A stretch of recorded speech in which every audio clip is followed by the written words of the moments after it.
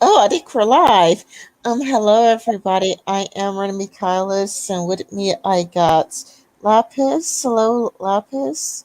Hey everyone. For those of you who recognize me, I'm an occasional recurring guest on this channel. For those who don't, I am a intersectional feminist, socialist, general provocateur, and I'm very happy to be here today with my good friend Rin Michaelis. Yes. Oh, can you see the? Can you see it? I can see it, so I assume that means the audience can see it as well. Oh, yeah, I would think so. Yeah, I was reading this at work, and it was really interesting. Yeah. So it's like Houston when I cannot pronounce this name. I think it's what's it, Ethiopian? I don't know how to pronounce it. Let's take a crack at it. Shalemu Bekele. Yeah, but Kelly awoke on the morning of February 15th. The townhouse he shared with his wife and two children was so cold his fingers felt numb. After bundling up in extra layers, Bekele out looked out the frosted window. A winter storm had swept across Texas, knocking off power to millions of homes, including his homes and blanketing Houston in a thin layer of icy snow. And what comes to mind is, it's kind of like I don't want to say exactly where I live, but I also live in the southern states, and I Mm-hmm. cannot blame them for being underprepared because if you ever lived in the southern states, it's like snowing here is almost like. I mean, I'm not saying it never happened during my lifetime, but it must have happened like 5 times during my lifetime. Like Mm-hmm. snowing, like snowing here is so rare Yeah. that it snows like 5 times during my lifetime. And it's like only twice during my life. Only twice have I saw like a thick sheets, a thick blankets of snow Mm-hmm. because it doesn't really snow down here. But I don't want to, reveal my own location. I would rather keep it a mystery. But it's just kind of like I can't really blame people from Texas from being underprepared because I mean it's kind of like people from Canada being prepared for a very harsh summer. It's like if you. Well, funny you say that. We do actually have very intense humidity in some areas in Canada. Like I live in a valley, and it basically acts as like a pressure cooker in summertime, and you get really, really humid, bad temperatures. So you kind of got the worst of both worlds: extremely cold winters and extremely humid summers.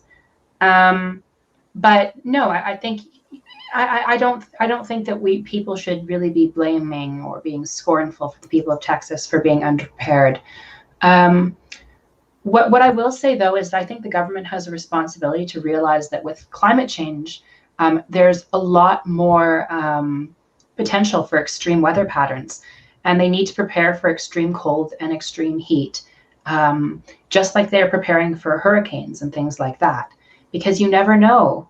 Due to climate change, the weather has become much more erratic. So this sort of thing could happen to Texas again, and there needs to be infrastructure in place to support people. Yeah, like for me, like living in the South, I am definitely not prepared for a cold winter, but I am going to, try to save up to become prepared. It's like because winters don't really get too cold down here, like at least not to the extent that it occurred in Texas, but if it occurred to Texas, then it can occur down here as well. Yeah. This is a pretty long article. I mean, it's quite a long, so I'll try to stay Summarize it. focused because um, it's a pretty long read, but it's an interesting read. It's a very interesting read, though. So I think it's worth it. Should we focus on the two charts that are provided in the article in regards to, I think one was a chart showing this big spike, and the other, judging by you quickly scrolling down the article, one was one showing a giant spike, and the other in, this was, I think, emergency care for carbon monoxide poisoning and hypothermia and cold exposure. I Um, think I think if we stay focused, we could get to it if we stay focused because what's goes wrong in live stream, like what goes wrong in live streams is people get sidetracked to other topics and people end up talking about their mother, then their school teacher, then their neighbor's friend. And I think if we stay focused, we could cover at least a huge chunk of the article. Okay, sure.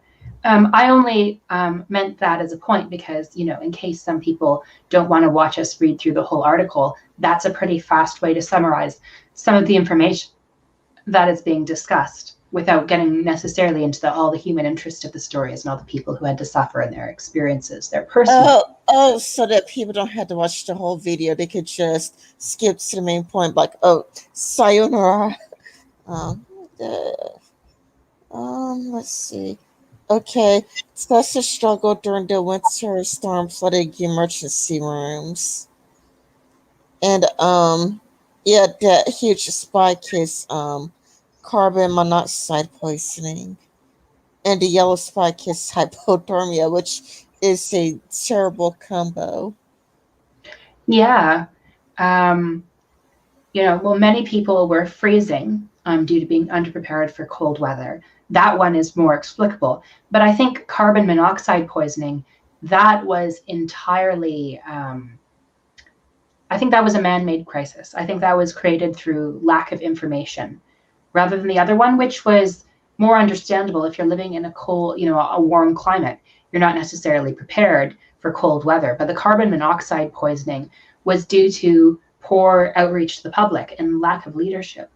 Like, remember when Ted Cruz went vacationing? Yeah, that is so horrible. Like, it's so horrible that it's almost like a comedy. You know what I'm saying? It's like so horrible. Like, it's so unexpected. You would almost think that it's almost like straight from a comedy sitcom. Yeah, like Ted Cruz doing that, to me, it was so like, if I had written a novel about what Ted Cruz has done, everyone would say that the villain was behaving unrealistically and that I should give him a more sympathetic motivation. You Yeah, know, exactly. That's what I was like thinking. Like, if you try to write a conservative like that in a novel, it's like, oh, come now. It's like you make a conservative seem cruel and heartless. I mean, it's mm-hmm. like but it's like this is something that actually happened. It is kind of like I don't mean to laugh or anything, but it almost seems like something. It seems like a parody of a conservative, like it seems like, Yeah. like it seems like a something from a Saturday Night Live skit. It doesn't seem like something that would actually happen in real life, but here we are. Mm-hmm. Like it did have that air of unreality about it. And the sad thing is that people's opinions of Ted Cruz are returning to normal.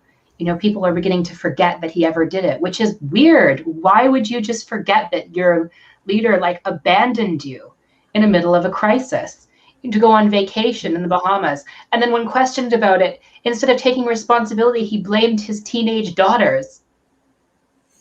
Ugh.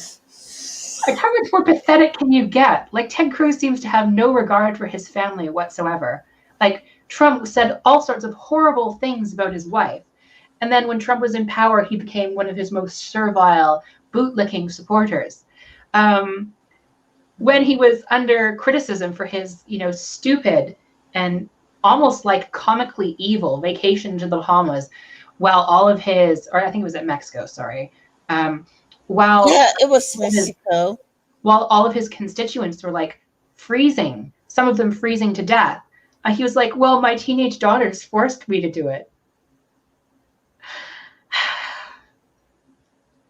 To me, like, I think that shows an abdication of responsibility. You know, if you can't even take responsibility for your own actions, you have to blame your family, then I think that you're too shifty to really deserve power.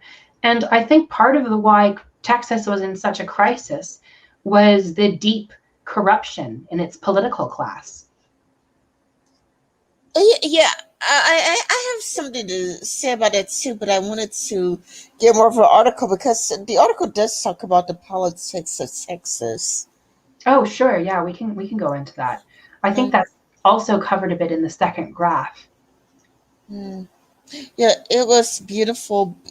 Beckley, 51, recalled thinking as he headed outside to snap photos of his children, 7 and 8, playing in their first snow. After a few minutes, he sent them back inside to warm up under blankets as he cleared off ice off his car, unsure if he would be expected to drive to work.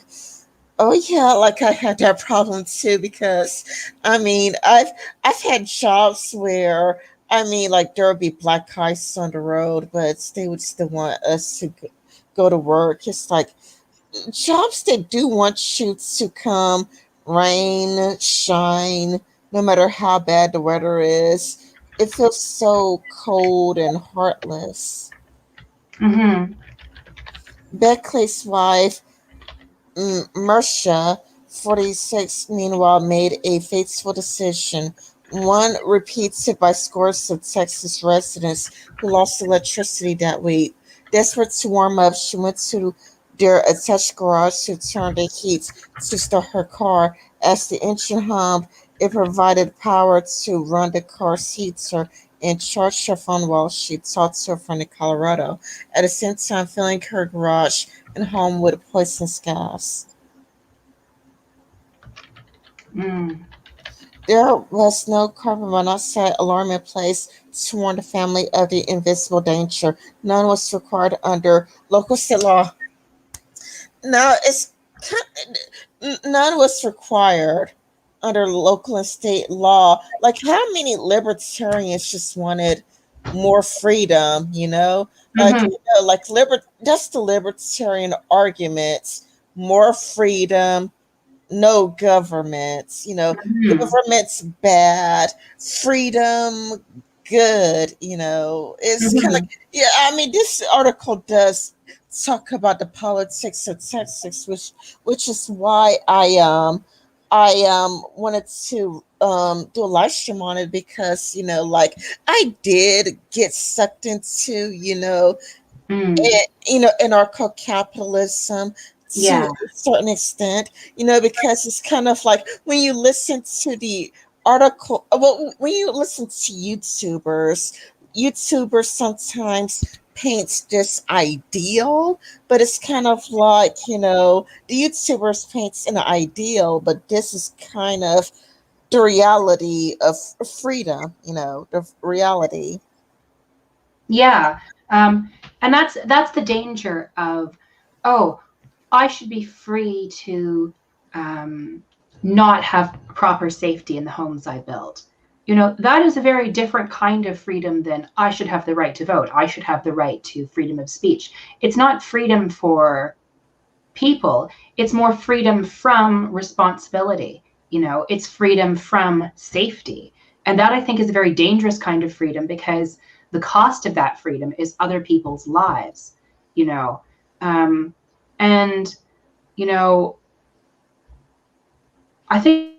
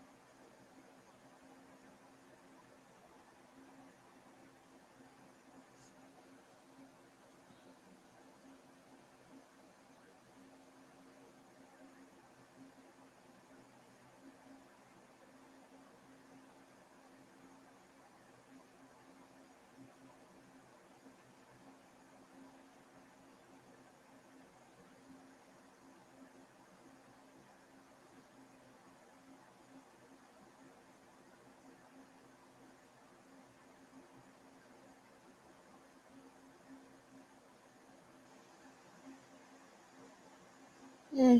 I think we lost Lapis. Let's see, what could Ted Cruz even do to help? Fights for federal emergency relief, show solidarity by enduring what everyone else in Texas was going through by staying. Though I would try to reach out to her on Twitter, but I might just have to end the live stream early and just redo this some other time. So if I can't get a hold of Lapis and I don't see her anywhere, I'm just going to just delete this live stream. Oh, there Sorry, you are. my There you. computer crashed. Um, so I had to reboot it and get back into the live stream. Sorry about that. Next live Yeah, stream, I'll use a different computer.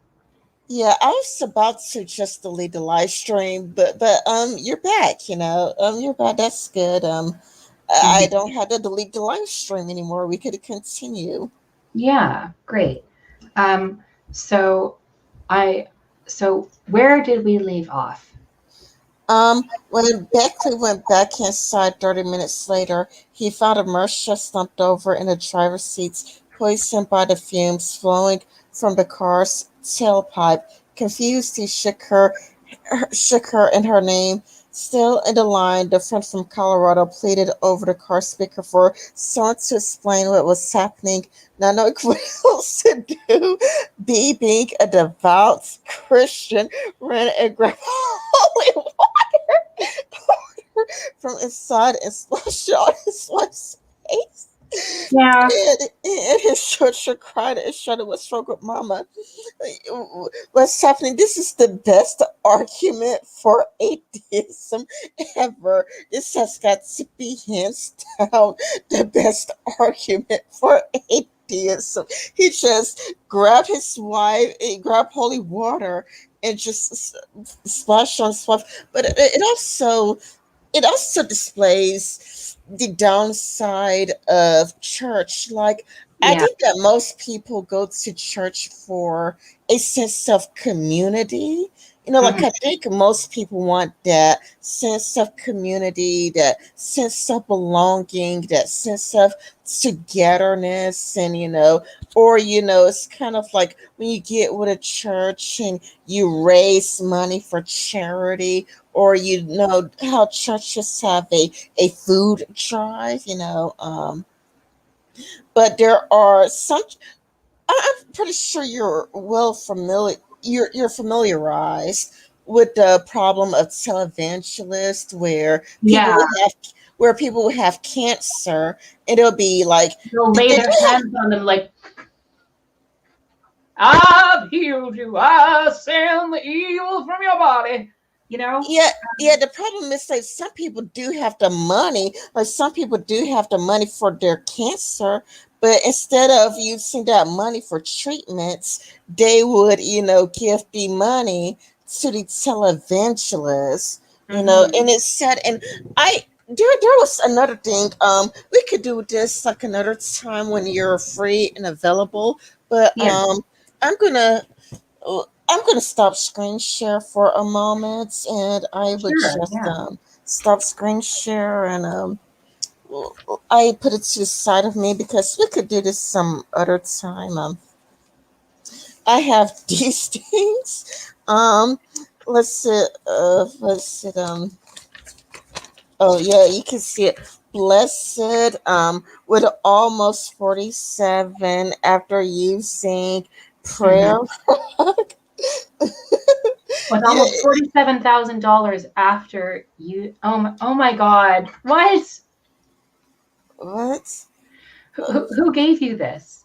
It came it came in the mail, and I thought it would be like a fun thing to do either a video on or like a live stream on, because this thing Sealed. this thing is really shady.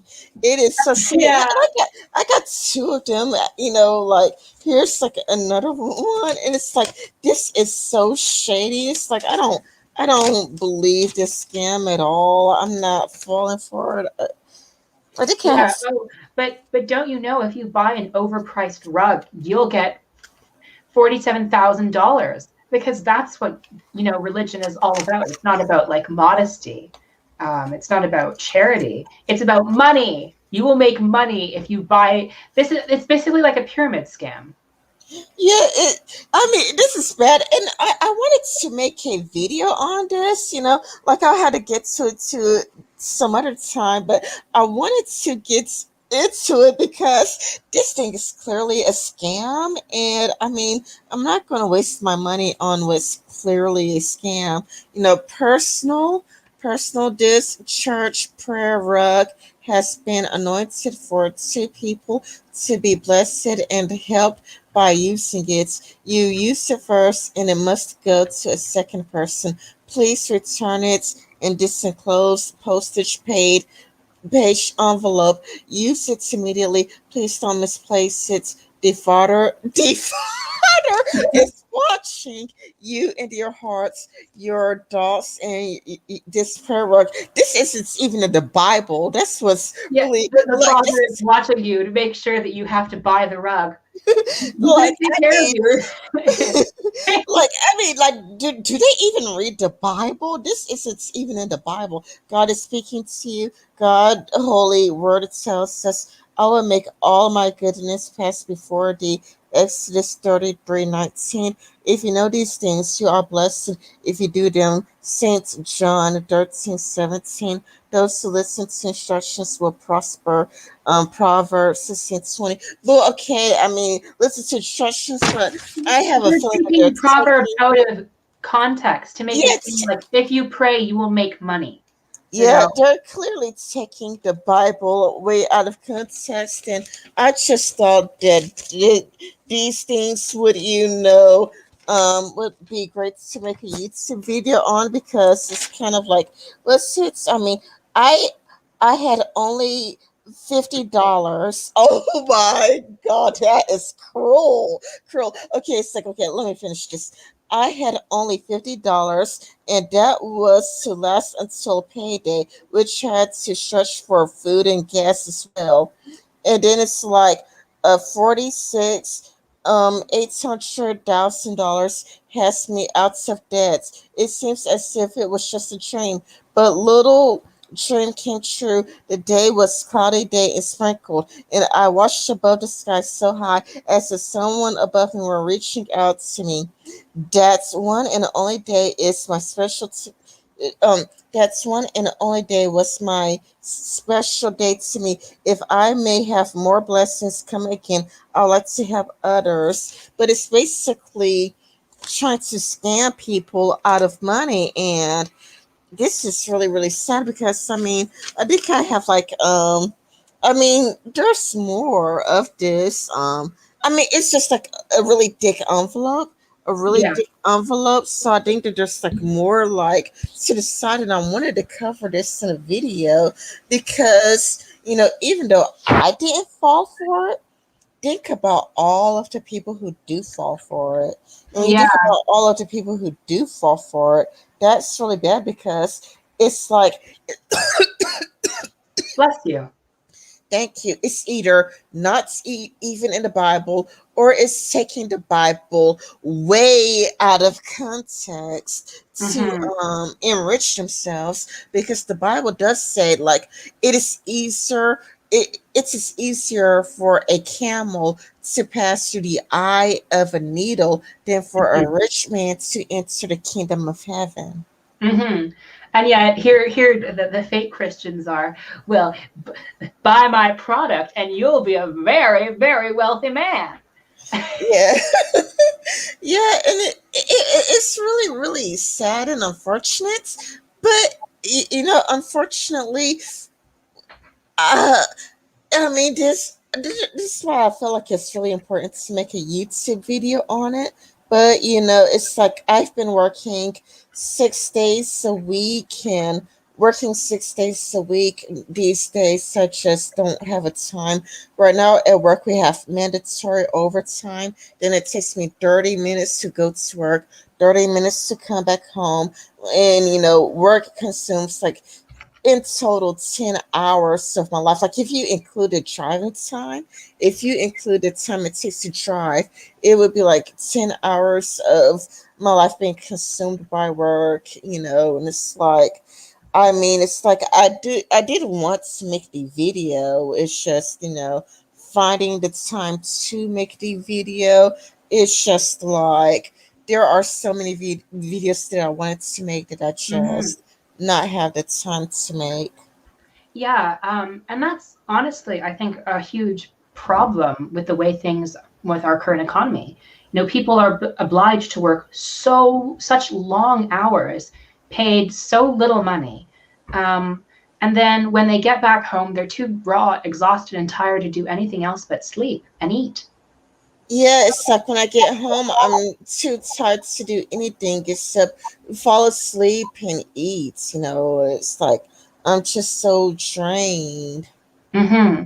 And that really doesn't give you much time to actually push for anything better than what you have at the moment, right?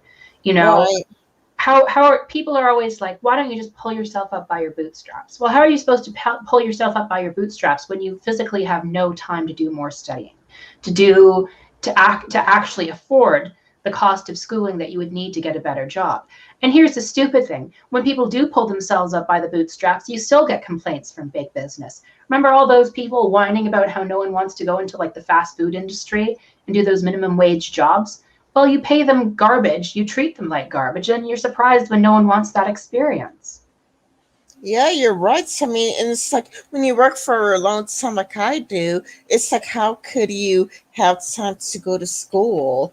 It's kind of like that. But I've spoken to people who, I mean, they claim at least to work, 14 hours a day, Mm-hmm.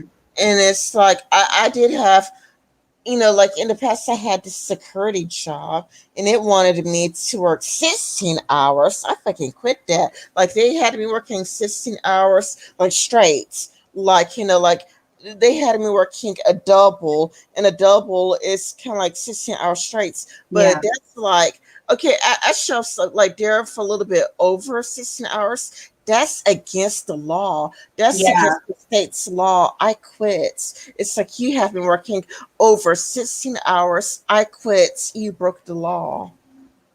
yeah. And the sad thing is that these lawbreakers, they're exploiting people who don't have the money to sue them for their crimes. Yeah, you're right, because it's like I would love to sue.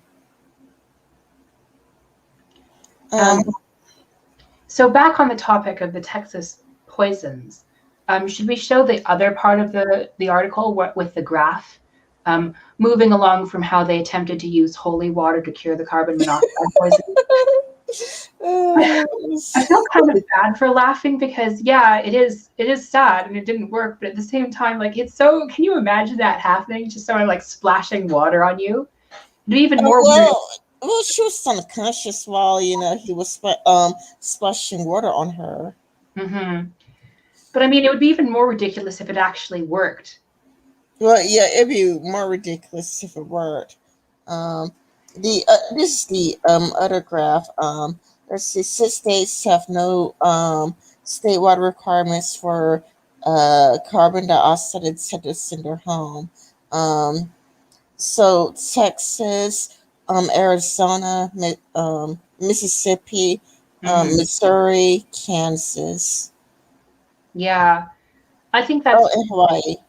yeah. Hawaii is a weird one because all of those other states are like pretty hardcore red, except maybe Arizona, and arguably Texas now. But Hawaii is very Democrat, so there really shouldn't be a reason for that horrible, like, regulation oversight. And I think that just goes to show that the problems in American government are bipartisan. Democrats are part of the problem in not enforcing proper regulations. There's a lot of people who used to be, in the Democratic Party, and many of them who still are, who are like, oh, I think we need to take it in a more sensible direction. And I think that there is a place for people who have a more moderate voice. But the thing is, I don't think these are real moderates. I don't think they're real centrists who want to compromise. I think they're people who want to sell out to corporations. and not enforce any regulation. Well, maybe waving a gay pride flag every now and then. Yeah, I mean, America is really twisted in a way. I mean, Mhm. like the left, they're not really left. They're basically pink capitalist. They're Yeah. basically it's just basically pink capitalism. Yeah.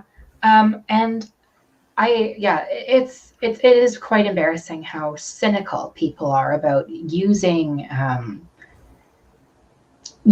good causes like anti-racism, LGBTQ rights, um, and then using them to advance a very nasty agenda. You know, um, Nike becomes associated with Colin Kaepernick, and a stand in support of Black Lives Matter, when really we should be talking about their abuses and how they exploit workers who are stuck in, private prisons, paid maybe 150 an hour to work in Nike's factories in America and also their sweatshops abroad. So a lot of these corporations are quite successful at disguising their true intent, um, through the use of superficially progressive slogans. Yeah, I mean, I did try to raise awareness of the Uyghur Muslims in China. Yeah, Um, and that's a okay, big difference. yeah, let's continue. That's when Marsha vomited, suddenly starting to feel ill himself. Berkeley wondered if they all been sickened by the eggs he made for breakfast. I mean, that's kind of sad. It's like, it's the eggs we ate for It must be breakfast. the eggs. um, Panicky sent the kids inside to grab towels to clean up their mother before they could turn both church claps into the floor inside. And I mean, this is about to get really sad. But it's really well written. Like Yeah, the person writes really well. B fainted next, landing with a dud on the garage's concrete floor as the car continued to run. After the power flickered off in millions of homes across Texas during the state's historic freeze in mid February, families like B's faced an impossible choice: risk hypothermia or improvise to keep warm. Many brought charcoal grills inside or rent cars in enclosed spaces, either unaware of the dangers or too cold to think rationally. In their desperation, in a way, I can't blame them because, again, I live in the South myself and it doesn't get cold here. I mean, we do get cold, but not, it doesn't get that bad, like the coldest it really gets is 15 degrees Fahrenheit. But looking at Texas makes me think, okay, I might need to start buying some Canadian coats. Like there is like, but there is this really expensive coats from Canada. Like it costs like $500, but it's supposed to be really, really effective in keeping you warm in the like temperatures, like negative, 5 degrees Fahrenheit, the sub-zero temperatures. And yeah, um it looks like I just need to save up and get something to just thoroughly warm me up. It's because it's made out of fur. I think it's mhm. made out of ghost fur. But I forgot the name of the company though. Yeah. I think you can probably find a cheaper, um, coat if you look. Although I'm sure the Canadian economy will thank you for your purchase if you do decide to buy Canadian. Yeah. um, yeah, it is awful though. These, carbon monoxide poisonings, because people were given no help from the government. They weren't, told, this is dangerous, don't do it. They were just left on their own devices, unable to think of anything to save their lives. And when they tried to take matters into their own hands, because of that lack of education and because of that lack of regulation, they couldn't stay safe. And I don't know, like, I really do think that in some ways that yes, the extreme cold was bound to have consequences. But a lot of the deaths of this crisis were because of human error. Yeah. Sorry. Sorry. I'm a little bit tired, but I think I could go on though.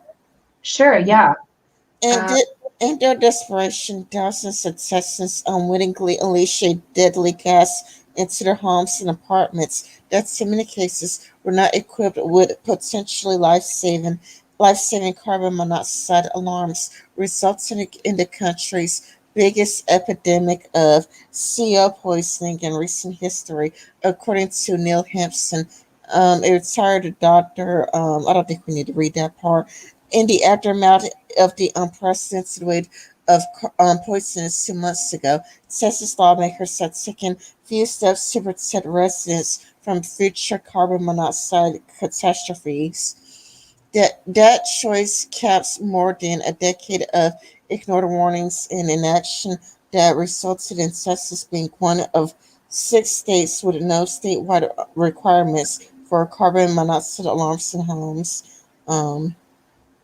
I don't think I need to read that last part. Instead, Texas has a confusing patchwork of local codes with uneven protections for residents and limited enforcement, all of, all of which most likely contributes to unnecessary deaths.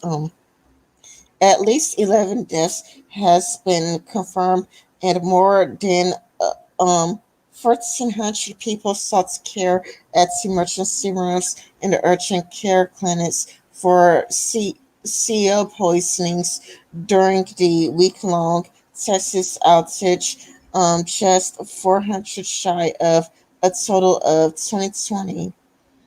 Shropshire made up 42 of the cases, which is really sad. yeah, because the children are suffering from mistakes that they could have done nothing about, you know. Yeah, I feel really bad for the children. Like, That's can you imagine, you get poisoned by carbon monoxide and you're like, what, 6, 7, and your dad tries to cure you by throwing holy water on you?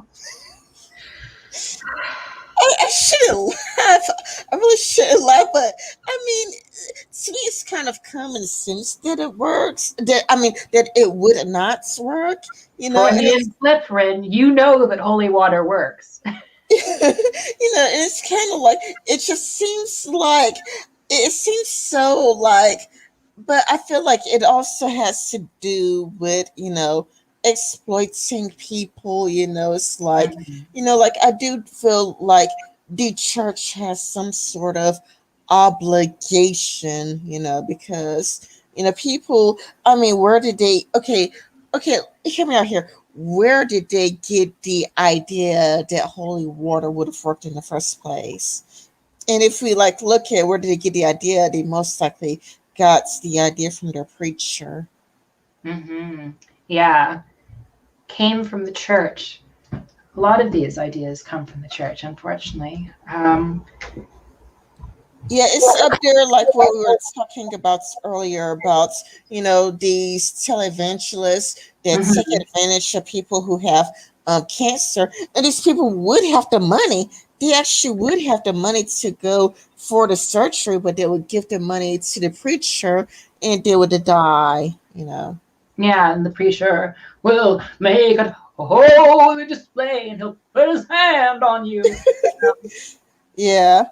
And Um, it's kind of sad because these people, they end up having, it's like multiple private jets and, they'll have multiple yachts and they will mhm. live in like basically a palace, Yeah, exploiting people. And I mean, it's kind of like,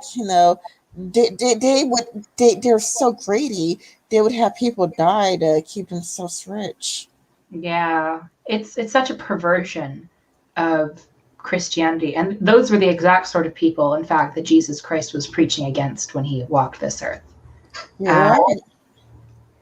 anyway, Black, Hispanic, and Asian Texans suffered a disproportionate share of the carbon monoxide poisoning. These groups account for 72% of the poisonings, far more than their 57% share of the state population. Now, that's interesting. I didn't actually know that Texas was a quote unquote minority majority state. But I guess that's not counting the lot of what I guess what we could call white Hispanics. Oh yeah, the white Hispanics.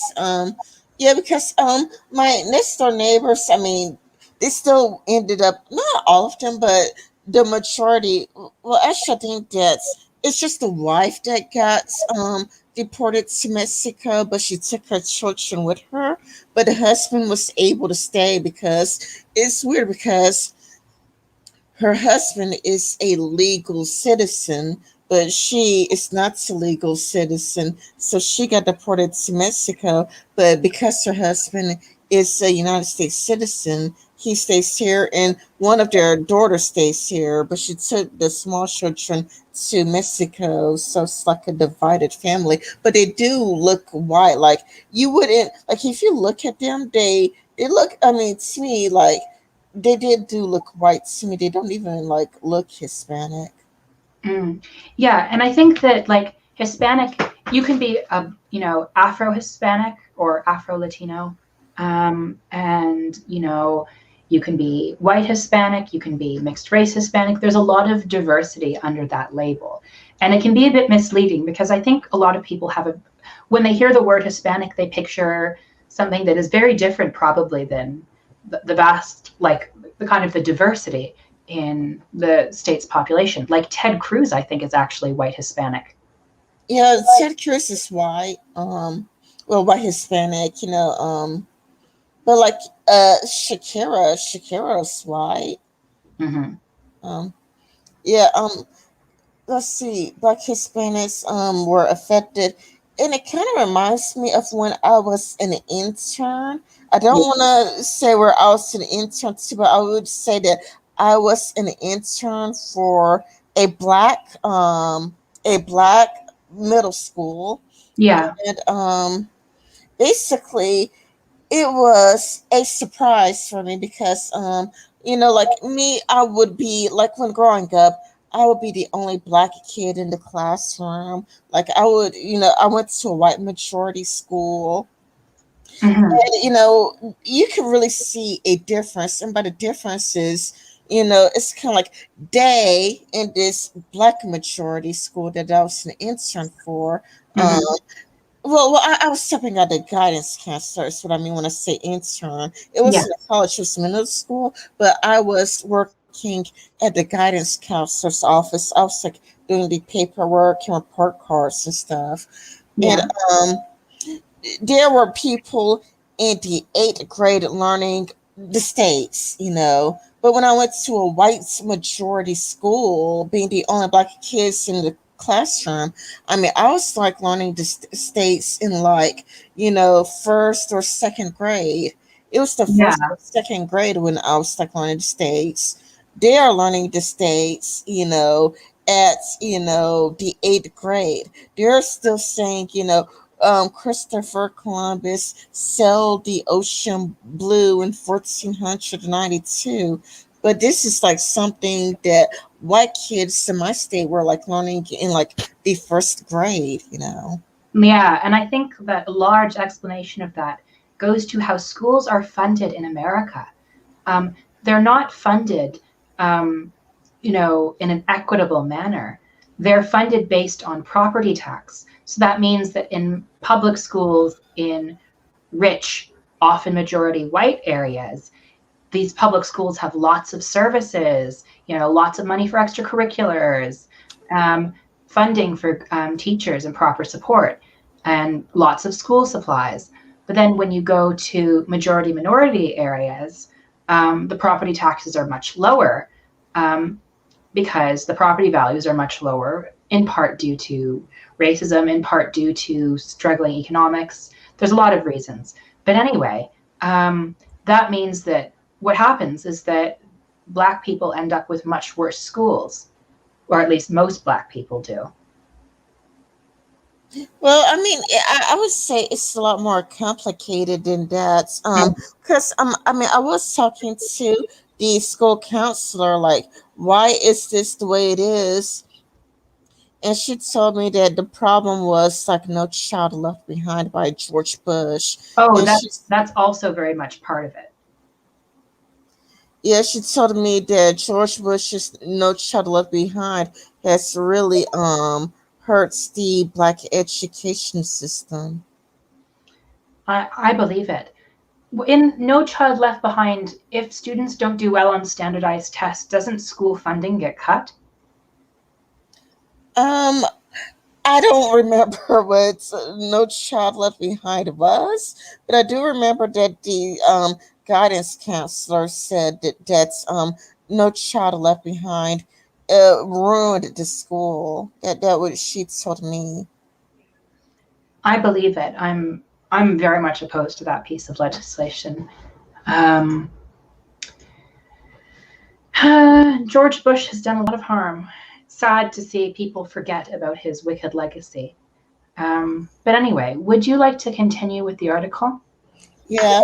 And not only that, but I mean, like some of these black kids, like in the middle school that I was an intern with, they were in really, really bad situations because sometimes their parents would be drug addicts or whatnot, or, busy, like working two jobs. So Mm-hmm. the kids were often skipping school to take care of their like little brothers and little sisters, Yeah. which is really sad. I mean, nobody really thinks about that. Like kids who are skipping school because either their parents were on drugs or their parents were working two jobs, and because the parents were working two jobs, nobody's like around to take care of the little one, so the kid is skipping school to take care of their like little brother or little sister, so their great sufferers to take care of their little siblings. Mm-hmm. Yeah, I think that's like a good reason for why like a national childcare plan is really needed. Um, if people had these sorts of daycare facilities that they could bring children to, then they wouldn't need to use their older children as like free nannies. Yeah, isn't that what's a glass child is? Or maybe I'm missing up definitions. Like a glass child is. Never mind. But in Texas, where top lawmakers often promote personal responsibility over states' mandates, this is a libertarian argument, by the way. Mm, Like this is basically what libertarians say. Like, keep the government out of our business. We don't want more government. We don't want the state to have too much power. But mhm. then people have this freedom to hurt themselves. Yeah. Efforts to pass similar carbon monoxide requirements have repeatedly failed. So basically, there are people who wanted to pass it, but they couldn't, which is really Mhm. sad. Lawmakers introduced a slew of bills aimed at overhauling the state's electrical grid after the storm, which had its most devastating effects from February 14 to 17. Temperatures plunged into the single digits. Nearly 4.5 million Texans homes and businesses lost power at the peak of the storm, and more than 150 people died, many of them frozen in their homes. Damn. Oh my God. Damn. That's so Damn. like 150 people. Damn. What a horrible way to die, frozen alive in your own home. Damn. The only thing that comes up is the image of the final scene or somewhat's final scene to the movie Titanic. You know, um, the one with Leonardo DiCaprio where you saw all those frozen people in the ocean? And Yeah. it's like 150 people frozen to death in their homes. To be That's, to be fair, I was briefly picturing the very awful cut final scene for Titanic. I don't know if you ever saw that on Twitter. There was one ending for Titanic that had been filmed and everything, but never used because it was so awful. Oh, I never seen it then. I don't think I've ever seen it then. I'll send it to Twitter. I'll send it to you on Twitter in DMs. It is hilarious. It is so bad.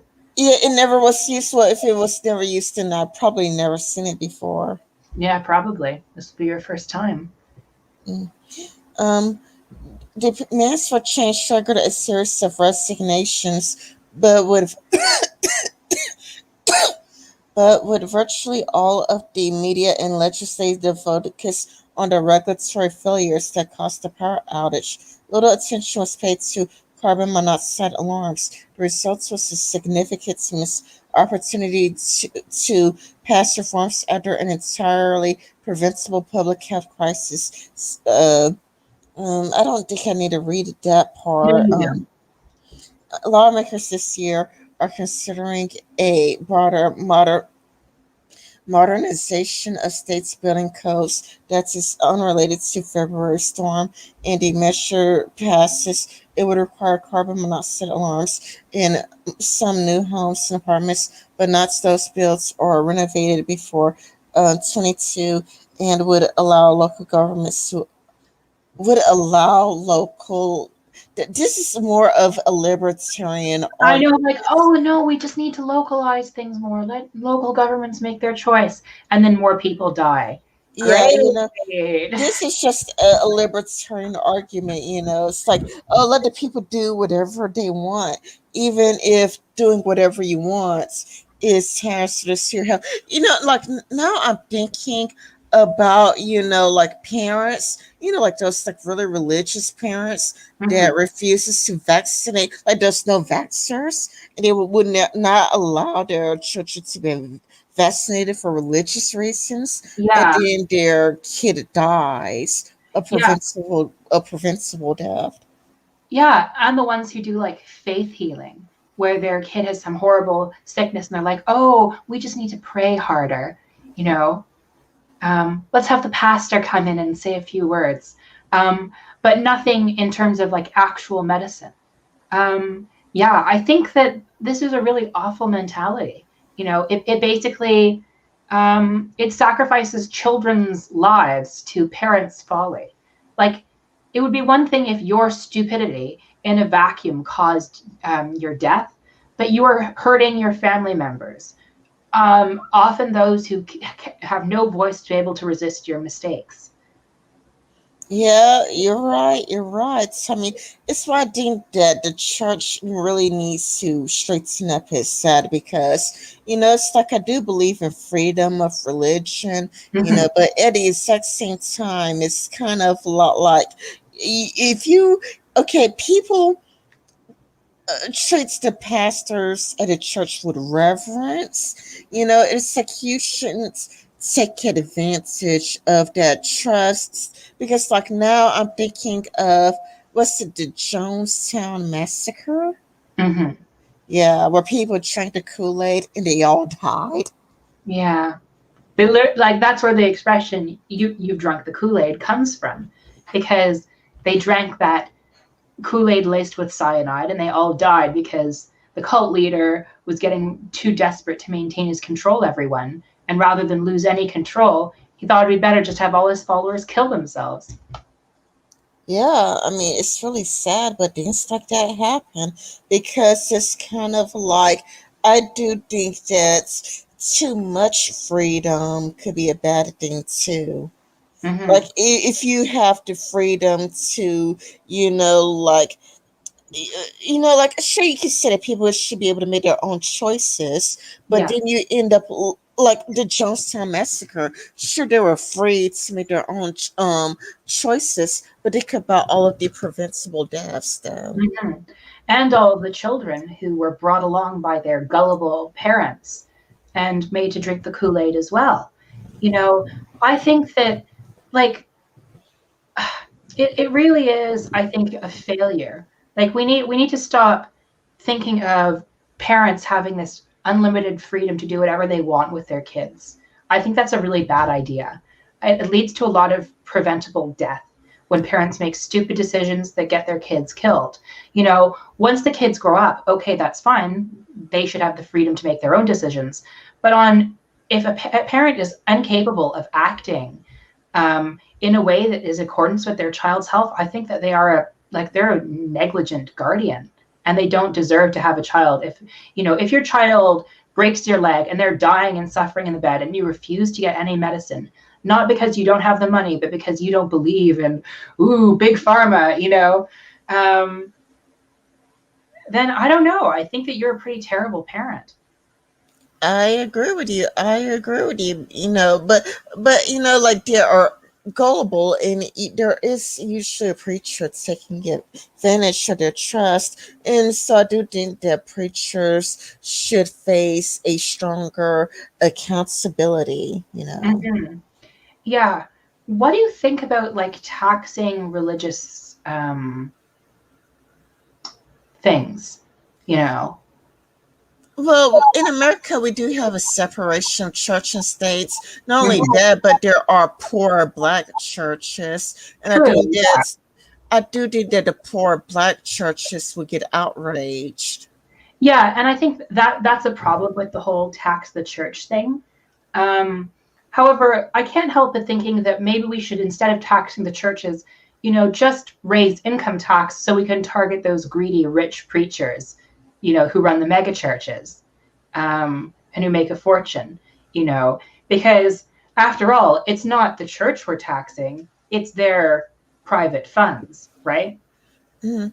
Like, I do think, I mean, this is complicated because there is a separation from church and states. But Mm-hmm. what if the church, okay, like, again, like the people who have cancer, and, the preacher's like, oh, yeah, I could cure you. I could cure you. Do you trust God or do you trust man? God or man? God. And it's like, oh, well, I'm a Christian, so I trust God. And they have the money.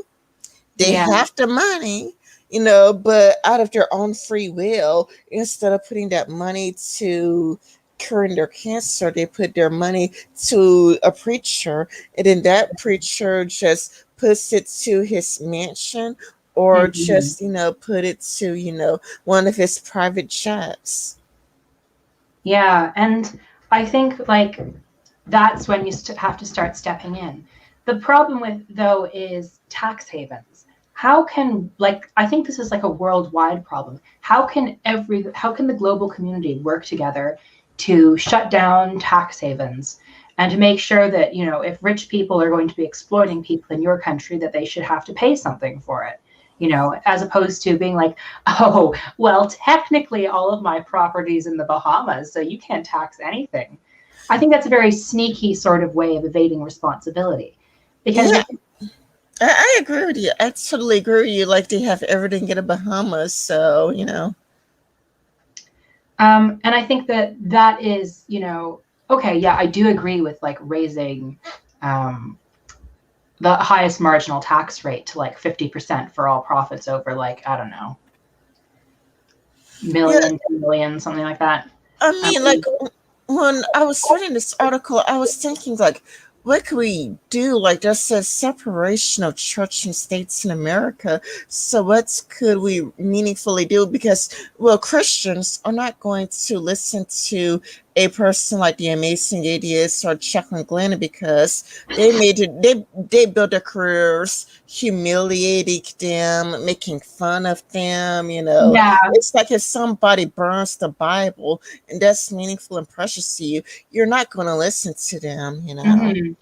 And I think it's a difficult thing because we were also laughing at the ridiculousness of the faith healers and the people who use holy water to cure. And I think it's difficult to strike the right balance between being empathetic while still being, properly like, I think, we shouldn't be too empathetic to the point where we can't clearly condemn what is an abuse by religious leaders of their followers' trust. Yeah, because the problem is the religious leaders, and how do we hold them accountable? Because the only solutions I could think of is the states, but there's a separation of church and states. But I mean, you could, like, to me, they could be charged for fraud, fraud or whatnot. But it's like there's a separation of church and states. So how could they be, charged for fraud if there's a separation of church and states? How do we hold people accountable if, it's like the states, cannot intervene with the church, even if it results to people's deaths? And I guess that comes into the question of what does separation of church and state look like? Is it the complete and total freedom of religious movements to do whatever the heck they want to their followers without any repercussions? Um, I would say that even the US government probably doesn't agree with that. I mean, they've gotten into armed conflicts with cults a few times. Um, wasn't there like that famous shoot off? Um, what were they called? They were this extremist religious group, and they bunkered down in this hill outside of a small town with a huge amount of arms. Um, This is the first time I'm hearing of this. this happened in the Clinton era, so I understand why you wouldn't remember it. Oh,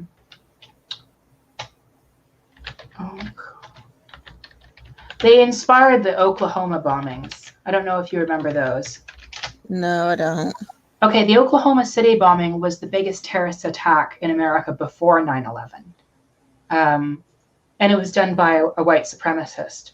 And he was angry at the US government for attacking the Branch Dravidians in Waco, Texas.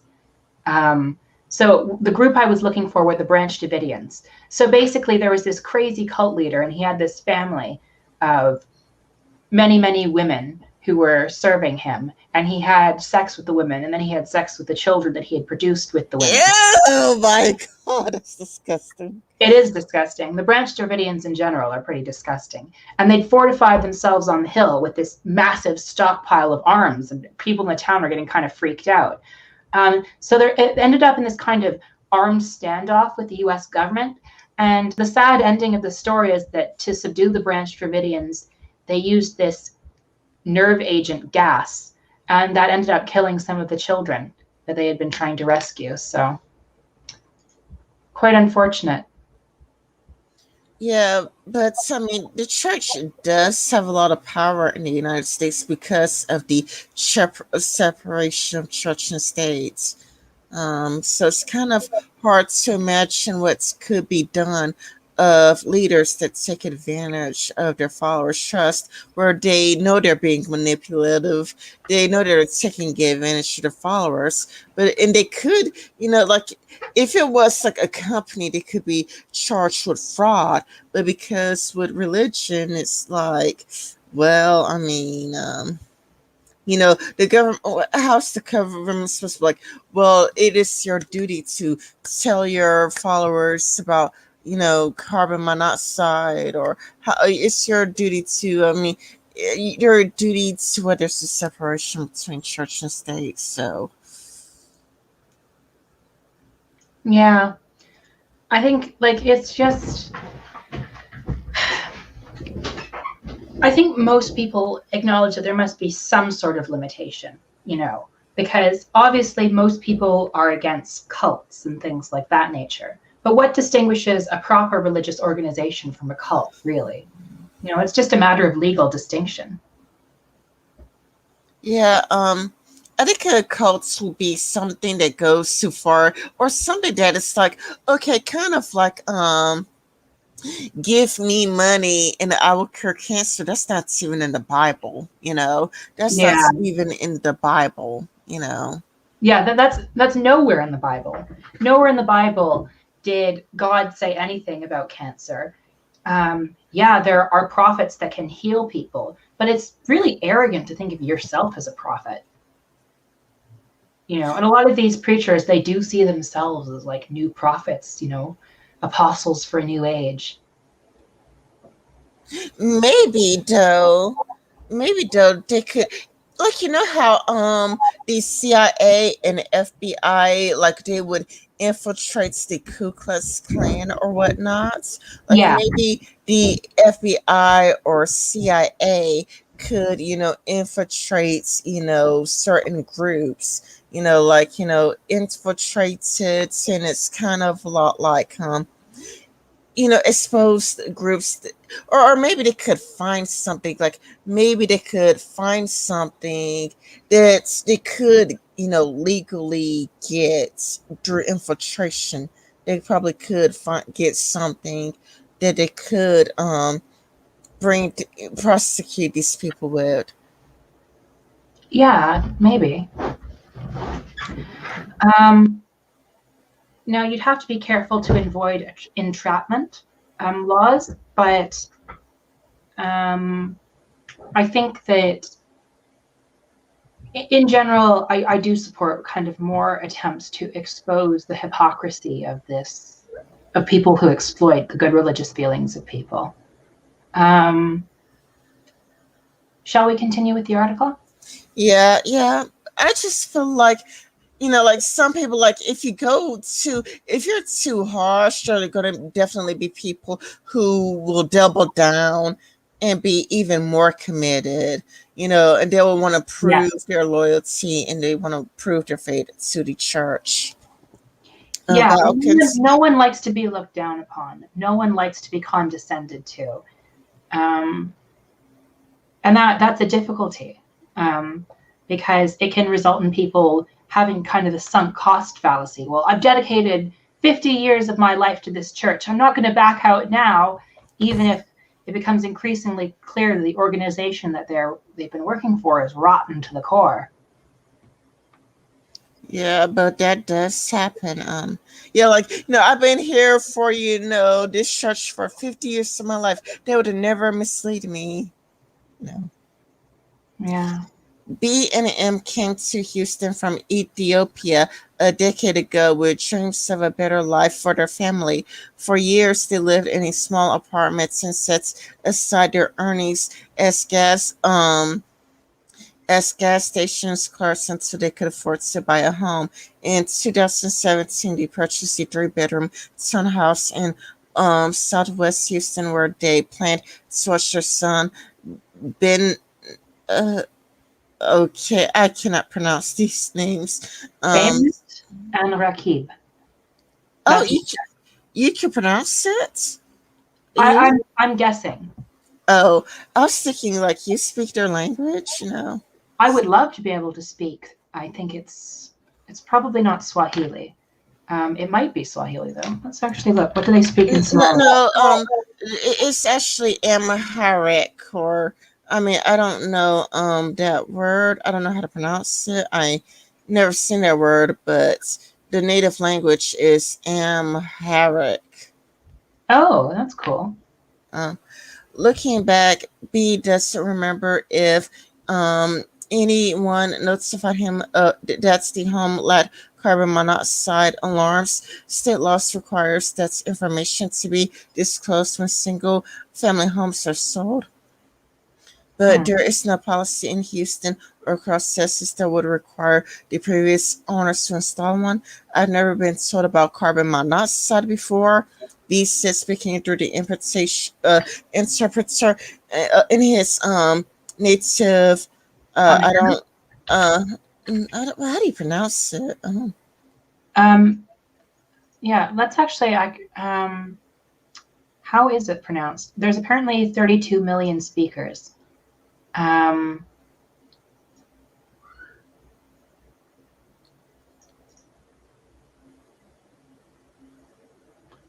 Amharic is apparently how it's supposed to be pronounced. Amharic.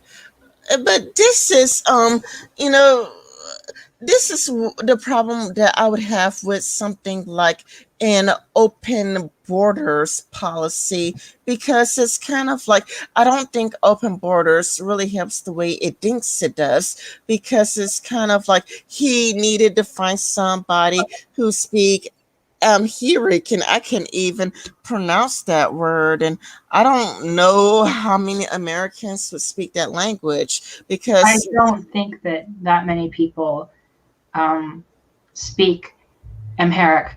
The one caveat I will add is that there are probably refugees coming from conflicts, and many of them may not speak English, but they still need a safe place. So, what I think should be done with that is that they should be given schools where they can learn English. yeah, because learning English is necessary to survive in more ways than one. Like, haven't you ever heard of children at the Mexican border being sold into child trafficking? Yeah, I've heard of that. And a lot of the times, I think that the difficulty with not speaking English in a country that is majority English is that a lot of people can say horrible things behind your back and you'll be none the wiser. Like, I mean, you think that these people could be your friends. You know, they might do friendly things towards you, but then because you don't speak their language, they could say rather horrid things about you behind their back, you know. Um, Yeah, it could go both ways. um, yeah, I think that in general, you know, I do believe that people that shouldn't necessarily be a requirement for citizenship to speak English because America technically doesn't have an official language right now. Um, Canada, I think, does have two official languages, which are English and French. Um, I don't think it should be a caveat for coming to the country because there's going to be a lot of situations where people desperately need to leave the country they're already in, and they just really don't have time to learn the language before they have to literally run for their lives. However, they should still be provided resources to learn English or French or whatever the official language of the country they're now in is. Otherwise, they won't be able to really, like, how are they going to be able to work and communicate with everyone else if they don't speak the language? That's a difficulty for them and others.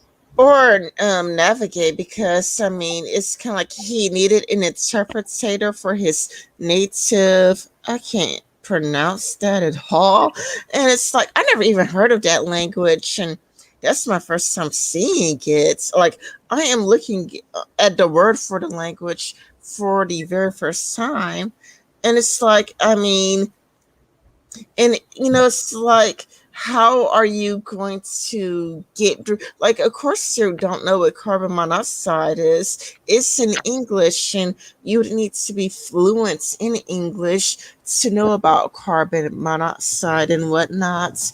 And it's kind of a lot like, I mean, like child trafficking at the Mexican borders. Like, you would need to be able to be able to say, like, this person touched me the wrong way, and to do that, it would probably be better to speak English, because you don't know who really wants to help you and who doesn't. And speaking English would give you a really big reach. Mm-hmm. Yeah. And by like you don't know who really wants to help you, who doesn't. Have you ever seen the documentary Girl to 21? No, I haven't. Well, Girl 21 is a documentary where they reached out to this woman who was raped. She was raped in Hollywood as a little girl, and Mm-hmm. she went to, like, the police, but Hollywood has its own private police, and the private police were getting paid by Hollywood, so there's like a conflict of interest. Mm-hmm. So, Like they're not going to work against the people that are paying them. They're not going to fight against the interest of their bosses. That's a big problem with privatized police forces, and why I do not think they are a good replacement at all for the police we have right now. As bad as the current system is, we don't want to replace it with something even worse. Yeah, Um, private police are even worse. So it's kind of like she went to the police, but they were private police, and they were like getting paid by Hollywood. So it's like a conflict of interest. They're not going to act against the people paying them. So it's kind of a lot like, basically they screwed her over, but not literally, but it's kind of like they are not going to act against the people paying them. So she got successfully smeared as the liar, and to keep it YouTube friendly, she got smeared as easy, and whatnot. mhm. Even though it's like she was like, I don't know how old she was, like 12 or 13 when it happened. Yeah, Because if you think a 13-year-old girl is easy, then I really question your morality. yeah, and it's like it traumatized her even all the way until old age. Like, even as an elderly woman in her apartment, she is still traumatized because imagine if you did do the right thing by going to the cops, but because the cops were getting paid by Hollywood, they couldn't act against them. And also, it goes back into the whole, well, why didn't you just report them? Well, many women do, and then the police do nothing, you know. Um, Yeah, and it's. Are you still there? oh, I'm still there. Yeah, Hello? I was quiet for a second. I'm still here. Can you hear me? Yeah, you're still there. Like, I was a bit worried because, like, last time your computer crashed and, Oh, I um, see. I was just being unusually still. It wasn't because my computer crashed. oh, oh, I didn't even see Lynn. Hello, Lynn. Yeah, Lynn and rhymes with Ran. Yeah. Let's see. The first thing he remembers after passing out some morning in February 15 was walking up in the back of an ambulance. He thought he'd only been knocked out for a few minutes.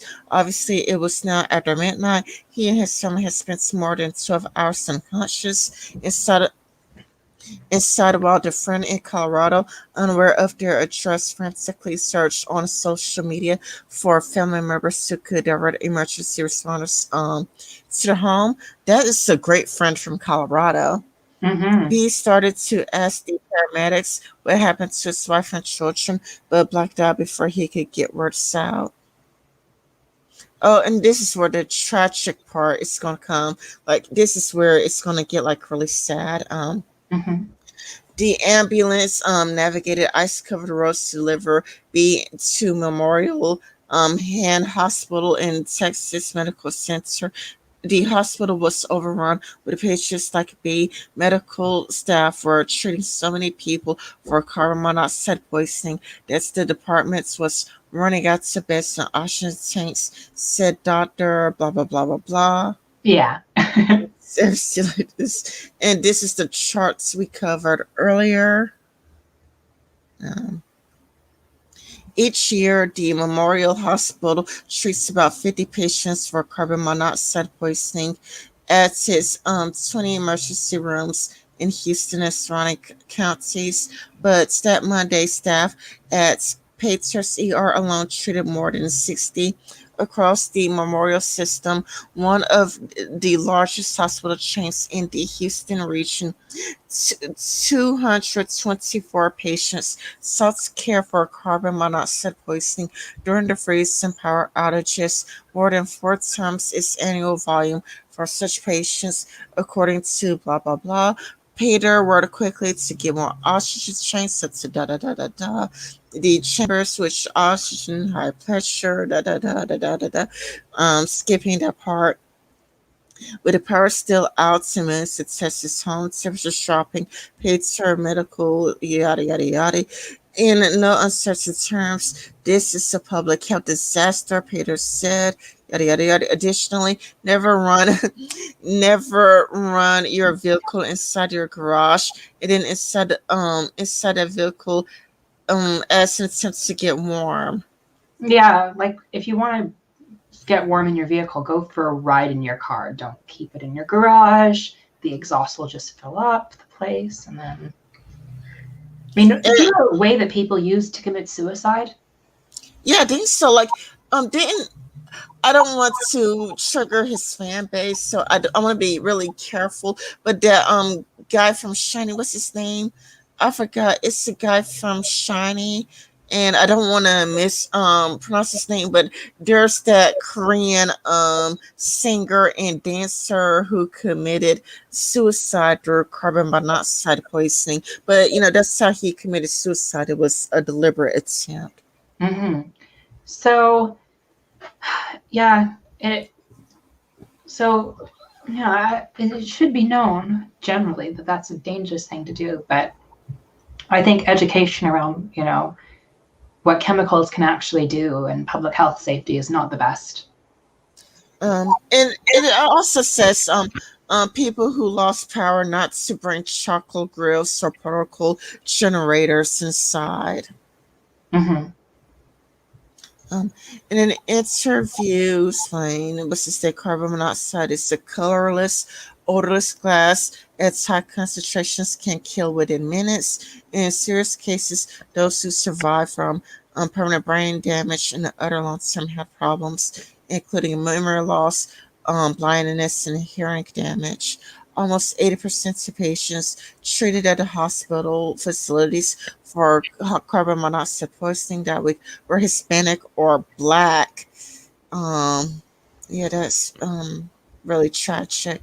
Even Hmm. though those groups account for 55% of the population in Greater Houston area, the majority of patients came from neighborhoods that the hospital identified as home to vulnerable populations. Part Hmm. of this disparity is the result of further power outages occur across the states, whereas a high share of residents of color were 4 times more likely to lose power compared to predominantly white areas, according Mm. to analysis of satellites in the U.S. Consensus data released on electricity growth and use in developing economics initiative, a nonprofit. I don't think I need to read that. Um, Yeah. once the power went south, families of lower income communities generally face greater challenges. Few had relatives that could stay with. Some didn't have vehicles.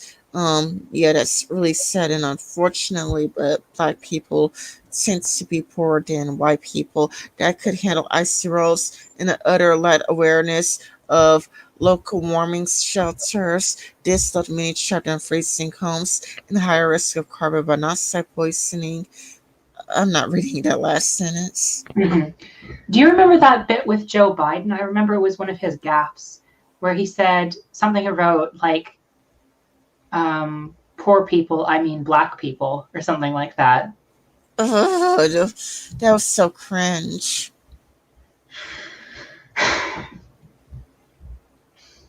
There's a lot that's cringe about Joe Biden. Right, you are. Like I feel like his worst enemy is himself. Whenever he opens his mouth, something stupid is bound to come out. Mouth open, insert spit.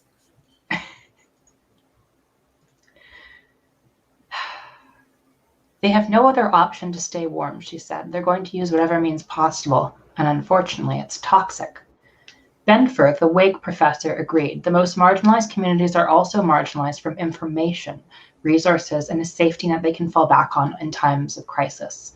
More than 24 hours after passing out, Bekele finally regained consciousness inside one of Memorial Herman's hyperbaric chambers. He immediately asked about his wife and kids, he said. A nurse told him that he was very sick and needed to rest. But Bekele kept asking until a doctor sat down at his bedside. He cried when she delivered the news. His son, Bamnet, was connected to a ventilator in the intensive care unit, the doctor told him. His wife and daughter, the doctor said, had died before paramedics arrived, poisoned by a gas that until that moment Bekele had never heard of.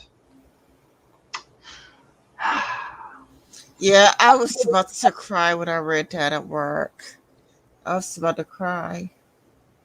I mean, it's so awful that, you have these people who have never been, who lost lives because of a danger they couldn't possibly have known about because of the like boundaries that were put across by them. That's just awful. Yeah, you're right. This other guy. Okay, basically, I'm gonna try to speed things up. Okay. Franklin, after 2 days without electricity, brought in a charcoal grill to burn wood for warmth. That's a quick summary. Mm. My desperation was such that I lost all fear or my head. Um, the only thing I could think of doing was to bring the grill in. That's really sad. But I don't blame him. It's like, Hmm. I didn't even think about that. Like because again, it's like I don't think about these things because I'm also adjusted to a warm climate, you know. I'm Yeah, also like really adjusted, you know, to a warm climate, which is why this article fascinated me so much because it's like, you know, it's kind of a lot like I need to warn my family about, you know, not to repeat this mistake because we're used to the heat. So, yeah, like, what if my family members repeat these mistakes? yeah. There needs to be some sort of way to recognize, and we need to think of strategies for keeping people warm when you likely won't have a fireplace like you do. A lot of Canadian homes have fireplaces. That's not something that I think is done in the South, is it? Well, we do have a fireplace, but we don't know how to use it. That's sad because it's like we're so used to a thermostat. You know, we're so used to and well adjusted to, you know, electricity for warmth that, Yeah. you know, like a fireplace just seems so backwards and outdated. But it's kind of a lot like, you know, now it's a good time to learn how to use the fireplace. Hmm. Yeah, I think in general, people should get used to living in a world where you can't necessarily rely on modern conveniences to save you. Um, you need to be aware of the dangers of just relying on what you've always had, as opposed to understanding that sometimes these systems will fail you and you need to have backup plans. I think it's because we're used to living in quotation, just the future that, you know, it's kind of like having a fireplace just seems so backwards and old fashioned and not necessary anymore because we live in, like, you know, quotes the future, you know. Yeah.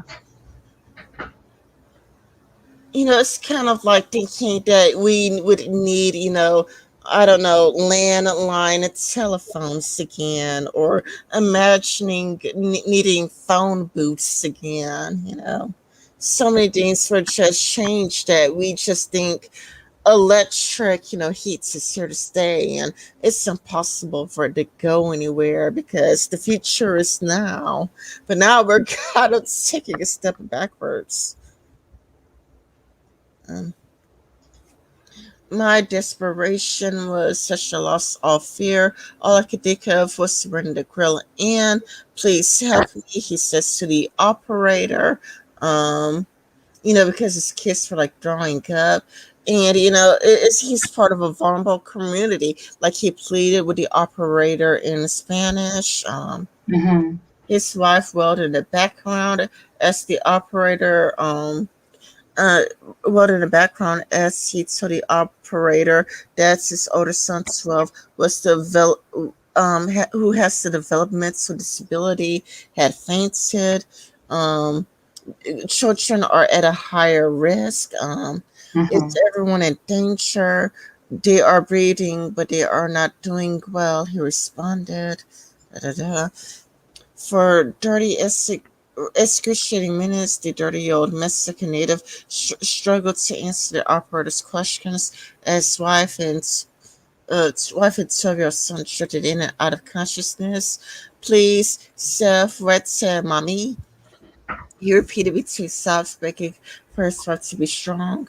Um, yeah, there were extreme levels of carbon monoxide poisoning in his family. Texas has given local governments the discretion to establish their own carbon monoxide rules, which is very problematic as we can see now. Hmm. A As very dangerous policy, really.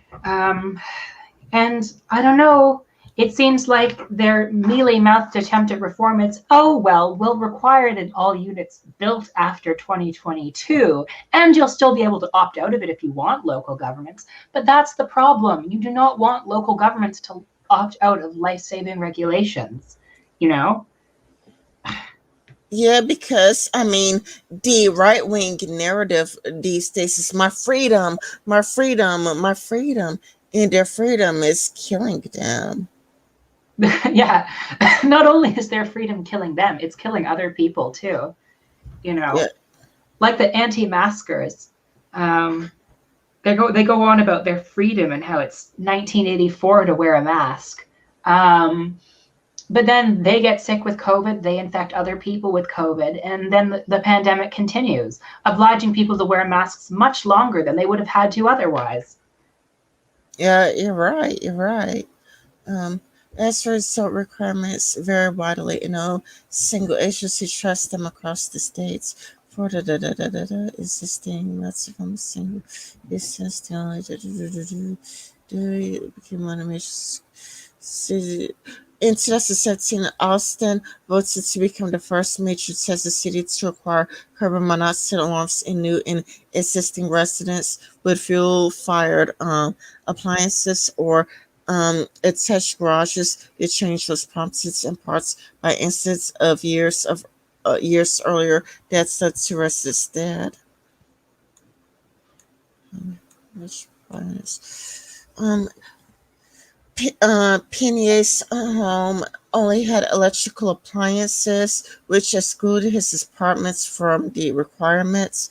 Um, when emergency responders finally arrived at his home, they rushed him and his family wife to the hospital who were painting modern houses said that they have since recovered, but occasionally suffered from headaches and trauma of what they lived through that night. Um, He's cold, he's afraid. Much from the flooded number of residents of City County who visited the hospital for carbon monoxide poisoning, but 911 calls, records obtained and analyzed by the Texas Sheriff's. I mean, this some of it's repetitive because it's a similar story to the one previously. The dirt of carbonate similar scholar constant community, which several kinds of questions of immigrants and refugees. A third of the city's carbon monoxide emergency calls came from the community, which has more than doubled in the county's proportions of immigrants to refugees. About 4 in 5 residents in the area and people of color, and nearly 2 in 5 are not proficient in English, according to analysis of 911 calls and U.S. Census data by news organizations. Um, Lucia brought us out a gas-powered portable stove to cook lunch in a grill with a burning charcoal to help keep their apartment warm, not realizing that white hot coal still emits fumes even after the flames are down. Um, but reading this, I mean, I really feel like I need to just keep my family informed about carbon monoxide poisoning. Mm-hmm. And Because that, if you're in an enclosed space, it doesn't matter if the fire is still going, the coals can still contribute to the poisoning.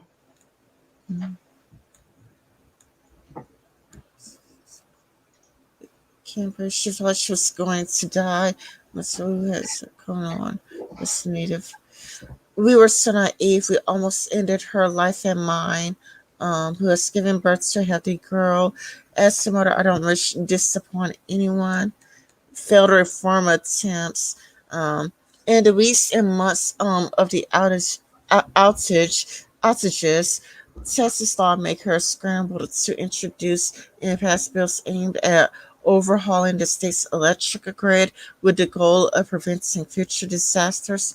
When I see people die of hypothermia or carbon monoxide poisoning, when I see the disruption to the business community, Always um, the business yeah, community. the business community is like, Like, don't notice people's notice how in lives. all of this, all of these are like really serious problems. When I see people who die of hypothermia, carbon monoxide poisoning, people who can't get a hot meal or water, and oh no, the business community get disrupted. And it's mentioned along the same breath as a similar disaster.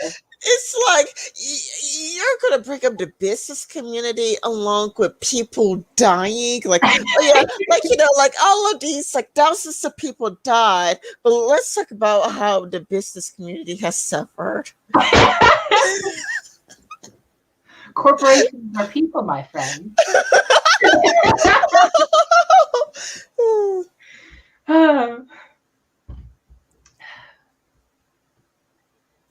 But right wingers, even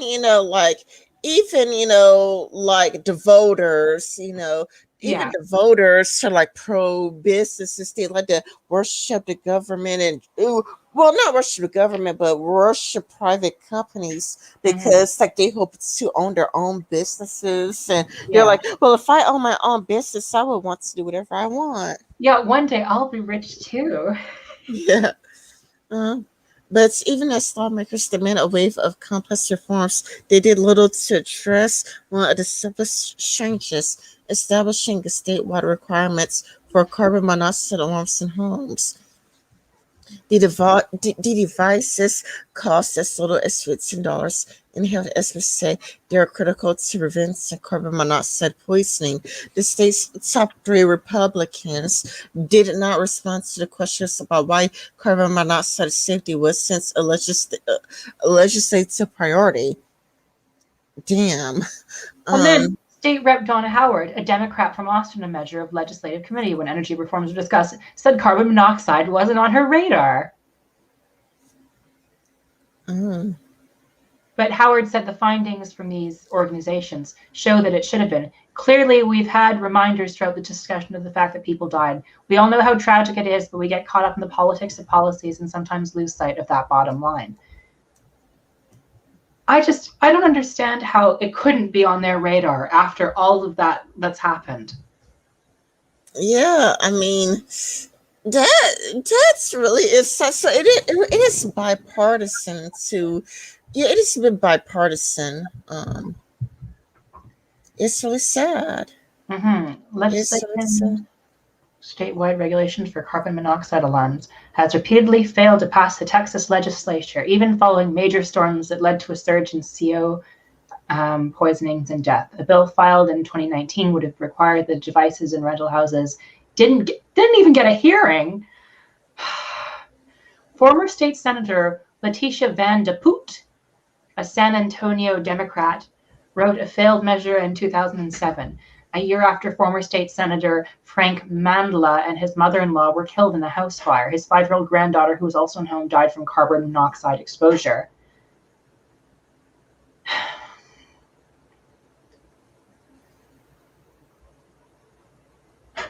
But look at all the people. Literally, one of their coworkers' children's die, and it still can't rouse them to action. It's just a part of God's plan, and if God is calling you, then do not resist God's call. Well, she's with the angels now. She's in heaven now. Oh my God! Do we need to lock them in a big room and light a giant wood fire in there with no ventilation for them to understand what a problem carbon monoxide poisoning is? What will it take for them to care about other people's lives? It's kind of like, this is, like you said, it happening to one of their own and they still didn't care. I know. It's crazy. And look, all of these people supporting testimony from fire chiefs, an emergency room doctor, and poison control center representative, all of these people are like, please have this bare minimum regulation. Yeah. Oh, that's why industry groups, an unproven technology that would do more harm than good if required. This is so messed up on so many levels. It's so messed up. This is why I wanted to talk to you about this, because it is so messed up. Like industry groups are saying, oh, it's unproven, technology that would do more harm than good if required. It costs $15. And We believe that mandating this would create a false sense of security for homeowners and would open up liability. There it is. That's what it is. And would open up liability for home builders should they fail. Oh my goodness, there are. This is like a cartoon. Like, this is like a parody. This is so like, how is this real life? I How know. is this real? How, it feels like I'm in a cartoon. Mm-hmm. It's like, I can just imagine him saying the first part like out loud to people and then turning to camera and like whispering with his mouth, and would open up liability for home builders should they fail. Like, it's just so transparently evil and corrupt. Like, I don't I know. mean, you it's kind of like it's like, okay, if Saturday Night Live did this about like Republicans, it'd be seen as too harsh. Like, it's like, no, you're making Republicans seem cold and cruel and heartless and soulless. But it's kind of like, this is like, I don't know, like a parody come to life. Yeah, definitely. Like, it is like, you can't strawman people like this. They are their own strawman. Yeah, it's like you are your own strawman. Like, you're like a strawman comes to life. You're like a parody comes to life. Like, this is like a villain in a children's cartoon. This is like a villain in a children's cartoon. You are Captain Planet villain. You know, you're like, I can't wait to tear down this forest to make me more money. You have that level of subtlety and that level of nuance in your personality. How can you be real? It's like, how is this real life? How is this real life? You know, like, the industry is like, this is unproven technology, and we believe mandating this will create a false sense of security for home numbers and will open up liability for homeowners. I mean, it's like, this is like, oh my goodness, it's like, if I were to write a character, like this, it would be seen as too cruel and unrealistic, but here we are in real life, and this is said with no self-awareness. I know. Like, how can you say stuff like, oh, I mean, if we had proper like health and safety, it would open us up for liability. Oh my goodness. How can you say stuff like that and not hear yourself? How can you sleep at night? How can you rationalize this? I just don't understand it. It's just pathetic. Muniz also pointed out that the devices were not yet included in the international building codes that are widely adopted by states and local governments. Well, neither was asbestos removal at one point in its history. Like, come on, you have to move with the times. You can't always just be reliant on. And I thought Republicans hated relying on international organizations. Aren't they always going after the UN and the World Health Organization? But then when it comes to international building codes, oh no, those are fine. It kind of reminds me of Lawrence Southern. Like how Lawrence Southern spent like months, if not years, speaking out against immigration. But when it comes to white South Africans, it's like, I would like, to just bring in the white South African immigrants in, it's like Lawrence Southern, like, immigration is bad and terrible, horrible, for a country. Speak English. They speak Afrikaner. How are they going to integrate into our culture? Lawrence Southern, what about all these things you were saying when the immigrants were from Africa? Doesn't that apply? Oh, wait, no, suddenly it doesn't apply because they have a different skin color. That's interesting. Yeah, this like, then like when it's white South Africans, then she suddenly supports open borders, but she is not racist. She gets mislabeled by the left as an alt-righter, and the left are trying to smear her and lie about her. And if you get to know her, she makes really, really nice and centrist videos, where she complains about the great replacements. Yeah. You created that hysteria, and so many terrorists that have been attacking black people all over the world, they watched your videos, it got them freaked out, they agreed with them, and now you are washing your hands clean of the mess that you created in part and helped to fuel. Yeah. Anyway, Van de Poot can't shake the feeling that the state's failure to pass a statewide carbon monoxide policy cost lives in February. We have so many things that protect the physical, the tangible, the property, Van de Poot, a pharmacist, said about the current regulations. But not putting in carbon monoxide alarms, that's what we're valuing. We're valuing property over life.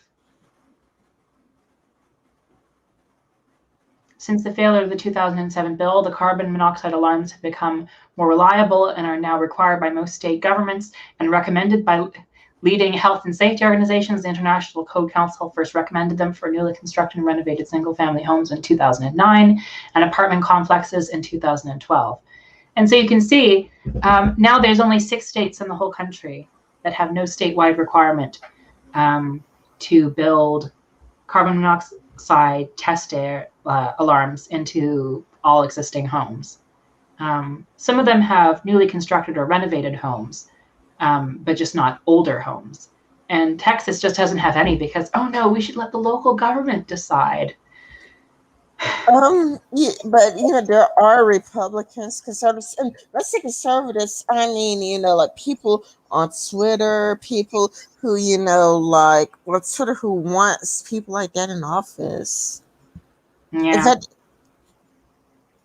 in light of the new standards, the Texas Association of Builders has changed its position, said Scott, the executive. The group now supports requirements for carbon. Well, that's good. The group now Yeah. supports requirements for carbon monoxide alarms in newly constructed and renovated residents. Decades ago, there were questions about reliability, but the codes evolved. Fire safety advocates and public health experts say that statewide requirement for carbon monoxide alarms would be better protect residents and help drive home the message about the daily hazard. You don't know if you're going to be exposed into slates and you're sick or dead from it. Da, da, da. A statewide law or requirement would absolutely make things easier. In some states that have passed robust statewide laws, there's been a significant reduction in poisoning. Fire safety experts say when these states comes in and requires that there is continuity across the whole states. There is one message where emergency departments visits for carbon monoxide poisoning fell by 45% from 411 to 226. I think that's good. Yeah. And No, that, that it fell. so we have some evidence that it works. It's no different than a seatbelt. I sometimes wonder if that seatbelt laws were passed now, would most right wingers are like, what's next? Requiring a license to own a toast, to make toast in your own damn toaster? Remember that video where there was a bunch of libertarians and they were upset about the laws around having a driver's license to drive a car? I haven't seen that video. I'll show it to you. It's very funny. But one of the guys says, what's next? Requiring a license to make toast in your own damn toaster? And he gets cheers from the libertarian crowd, which I don't know. I thought that was pretty funny. He has a very erratic way of delivering it too. But anyway, there's lots of evidence that passing this regulation works, and it doesn't, give them a false sense of security. Yeah. In early April, Texas House passed a bill that would require cities to adhere to more recent health and safety codes for newly constructed and renovated residences under the measure, which has not yet approved. The state Senate's carbon monoxide alarms would be required in homes built after 2020. Sorry about that. I'm sorry, I've been a little bit sick lately. It's hay fever. That's okay. It happens to the best of us. Yeah. That's have fueled fire appliances. Okay, I can't read anymore. You read now. Sure.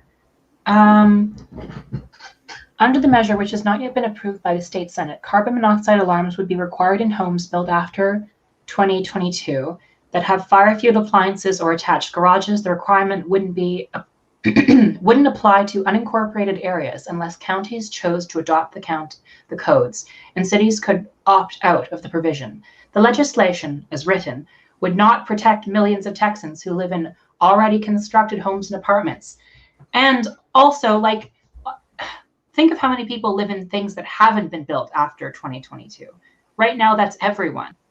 You know, they're protecting maybe future people, but even then, cities can opt out, and it doesn't have to apply to local areas, rural areas, unincorporated areas. Yeah, So this is problem with. I mean, but yes, I would even see it on Reddit. Even on Reddit, people would say a private company should be able to do whatever they want. People should be able to do whatever they want. I've even been in a live stream where a guy was like, people should do whatever they want. They don't care about consequences. They want the government to stay out of everybody. It's like I just want the government to stay out of my business. mhm. Well, here's the result: people dying of poisoned by their lack of knowledge, poisoned by a lack of regulation. And, well, the greedy politicians vacation in Mexico as everyone freezes and poisons themselves to death in an attempt to save their lives. And this is the reason why I've been, moving towards the left because I mean, a few years ago when I was like first exposed to anarcho capitalism, it seemed like a really, really cool ideology and I Yeah. was getting sucked into it. But I've been, moving further and further to the left and I see more and more flaws with it as time goes by. And I mean, I would hope that by reading this article it could change some minds. Mhm. We ended up agreeing more than I thought we would agree. Like I thought that there would be more disagreements between us, but we agreed a lot more than I thought we would. you know Yeah. Well, in general, it's just, a pleasure to be in your company. Um, yeah. I think this has been a very fun live stream, a lot of laughs. Yeah, you are a lot of fun. I mean, I really do like, talking to you, and Mhm. like, and I hope that I could, bring you to, talk about, Christianity, like like I have, these things right here, and Yeah, I think I have like more paper from this group, and I I would like to just cover this more because mhm. I think it'd be like a lot of fun and very Yeah. entertaining. These quote unquote Christian scammers, you Yeah, know. yeah, it's like they wanted me to pay, like they wanted me to check a box for how much I was willing to pay them, and I was like, I ain't paying you. I ain't paying you. You must be out your mind if you think I'm gonna pay you. Like, oh yeah, you'll make money, and just mark a box. How much do you want? 50, 60, 70? Yeah, it's kind of like they wanted me to pay them. It's like, who do you think I am? Yeah, they really thought you were that gullible. Oh, options to pay. I guess I'll pick the highest. Yeah. Oh, Um, Starting over in Houston, B was well enough to be discharged after a 4-day hospital stay, but he did not go home. For days he sat vigil For days, he sat vigil at his son's bedside, leaving only to shower at the family member's house while a machine pumped oxygen in and out of the boy's lungs. B was there at BB's side for a Mhm. few days. Yeah, I just abbreviated like that. B, I'm already calling Bay Kaylee B, so I just called Bay Manets because I can't pronounce the name. So it's kind of like, I'm just abbreviating the name since I can't pronounce it. I guess I could have called him Little B, Big B, Little B. Big B. um, Sad a few days later to mark his ninth birthday. Initially, doctors told him that his son had a very low probability to survive. Big B said, even if he did, doctors warned that he's likely to suffer from permanent brain damage. Prolonged exposure to carbon monoxide had prevented oxygen from reaching his brain. Day after day, Big B held his son's hand and begged God to spare his boy's life.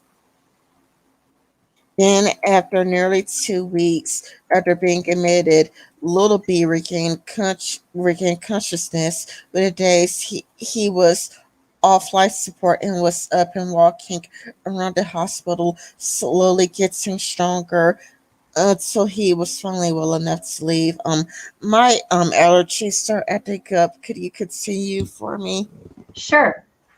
Then, nearly after 2 weeks after being admitted, Bamnat regained consciousness. Within days, he was off life support and he was walking. He was up and walking around the hospital, slowly getting stronger until he was finally well enough to leave. 2 months later, Bamnat takes pills to prevent a relapse of seizures like the one he suffered as a result of his carbon monoxide exposure, but he otherwise shows no signs so far of permanent damage. He is attending school now and doing well, said Bekele, who has since returned to work at the gas station. This month, Bekele sued nearly a dozen companies that supply power to the state's electrical grid, one of dozens of lawsuits that seeks to hold Texas companies accountable for serious injuries and death caused by the winter outages. I mean, they are outrageous, but whatever. The power companies have not yet filed a response to Bekele's lawsuit in Harris County District Court, but have denied responsibility for outage-related deaths in similar cases filed across Texas. Bekele doesn't know what will happen with the case, but he said no amount of money can make up for what he's lost. He still hasn't had the strength to return to the place he and his family called home before his wife and daughter died. Hoping for a fresh start, he took money raised by loved ones on GoFundMe and put it towards security deposit and rent for a nearby apartment. It's smaller than their old townhouse, but enough space for just the two of them. Not long after moving in, Bekele discovered a problem, one he said he planned to fix as soon as possible. The apartment had no carbon monoxide alarms. And that's the end of the article. Yeah, we're at the end of the article, and yeah, I'm glad you came with me today. I mean, it was a fun read. I mean, well, it had its sad parts, but I Yeah, also thought it was like really, really important to discuss this topic yeah, because I also live in a very warm climate, so like this could have easily happened to me, yeah. Do you have a carbon monoxide alarm in your house? Yeah, I do. That's good. Yeah. Oh, I found more of them. I found more of them. Like I said, it was a huge package to the mail. So So I somebody, kind of feel like they dropped all of their scams at once in this giant parcel. Um, yeah, it was like really really long, and it's kind of like they write even with the writing it's so clearly crooked. It is yeah, so clearly crooked. I Um, bet if you tried to buy one of them, I bet they wouldn't even send you a prayer rug. I bet they just take the money. um, So I hope that I could have you on my channel again and we could go through these. I think it Sure. would be a lot of fun. I think we would end up laughing a lot because when I read it, it was so like cartoon level crooked. Yeah. Snake oil salesman. All right, Rin. Thanks you for a very good conversation. I've thoroughly enjoyed talking to you today. I hope you had fun as well. I mean, you seem to have. And Yeah, I thank you for picking a very good and relevant topic, about the dangers of deregulation and pushing personal responsibility when really there's more than one life on the line. yeah, exactly. And I'm going to talk to my family about this so they can stay safe. Because again, I also am used to a warm climate. I am not used to the cold, and this has caused me to panic what I'm gonna do during the winter because we are also underprepared. And I don't know, maybe you could tell me how you keep warm in Canada. You Oh, know, sure. Yeah. I can provide all sorts of information about that. And sometimes we do have outages as well, because there have been ice storms. The one that's in biggest memory for me is the one that happened in '99. Um, all right, I'll leave you now, Lynn, but thank you very much for having me on your show. Thank you for everyone who's watching. It's been a blast. See you later. all right, goodbye. And we're leaving on a good note.